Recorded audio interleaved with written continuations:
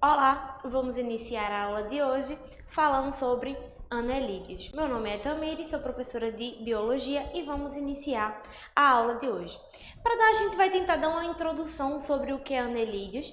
São umas espécies que somos encontrados muito no nosso cotidiano, como sanguessuga, minhocas, vermes. São de algumas espécies que vamos tentar dar algumas características para vocês, ok? Então vamos olhar no slide um pouquinho, a gente vai tentar definir o que são os anelídeos, tá? Os anelídeos são animais invertebrados, então as suas características delas são invertebradas, de corpo mole, alongado, cilíndrico e dividido em anéis, apresentando uma nítida segmentação, ou seja, sua estrutura dela é um pouco bem mais simples, ok? Ele apresenta na faixa de 15 mil espécies encontradas em água doce ou salgadas em solos úmidos.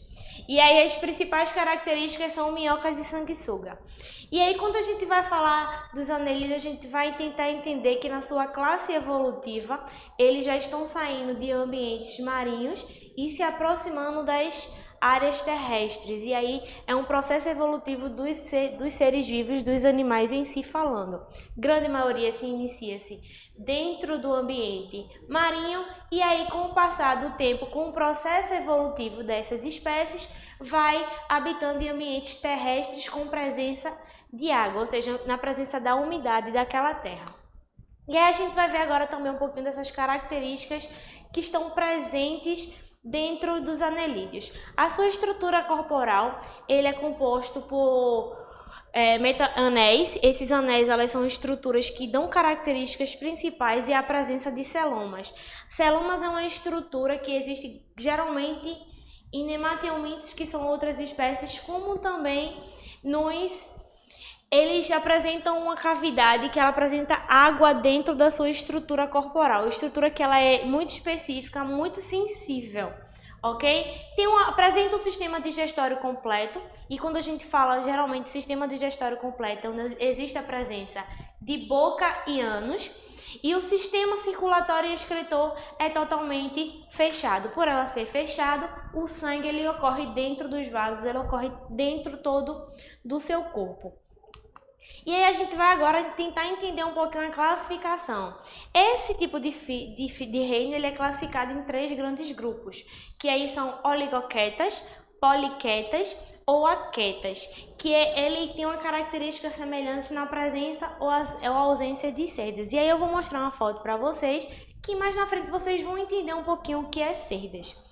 Então, a oligoqueta são aqueles que apresentam cerdas curtas em pouca quantidade. Geralmente, eles são hermafroditas quando falamos em indivíduos hermafroditas, são aqueles que apresentam os 2 sexos, ou seja, ele possui o órgão masculino e feminino, e por eles serem hermafroditas, eles conseguem se reproduzir independente, tá? E aí eles são encontrados em ambientes terrestres, na presença de umidade, ou em ambientes aquáticos. E aí um exemplo são as minhocas, turbilex e outras espécies específicas. E aí vem as aquetas, são aquelas que não apresentam cerdas e vivem em ambientes aquáticos e terrestres também, e são também hermafroditas, e um exemplo são as sanguessugas. E as poliquetas é que existem as cerdas evidentes. Quando a gente fala em cerda, a gente está falando muito é como se fosse um anel que vai classificar a sua estrutura dentro do seu corpo. Então a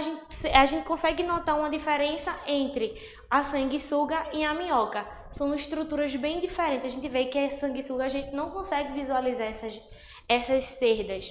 E já na minhoca a gente já consegue observar a presença dessas cerdas, leves, porém umas com a fixação mais presente, ok? E aí eu trouxe uma estrutura para vocês, e para vocês entenderem um pouquinho do que eu falei anteriormente do que são cerdas.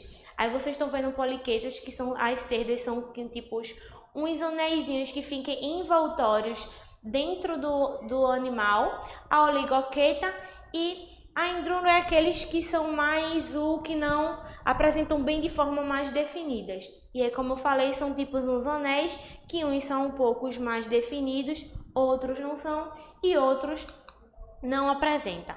Então, voltando para mim, as principais espécies que a gente vai encontrar muito são minhocas, vermes. A gente sabe a importância que essas minhocas e vermes ela representa para a saúde, para o ambiente. A gente sabe que as minhocas ela têm um poder de fertilização de terras, de ambiente. Então, às vezes, quando uma terra ela não está muito fértil, existe a presença, a gente coloca, adiciona as minhocas para ocorrer o processo de fertilização dessas terras.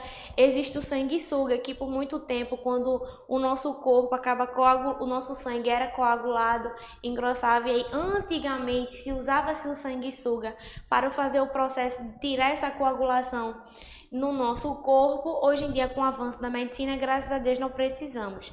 Mas nos seus antepassados era assim utilizado sanguessuga para as fases medicinais, como também alguns ambientes terrestres. E aí eu queria agradecer a vocês e até a próxima aula.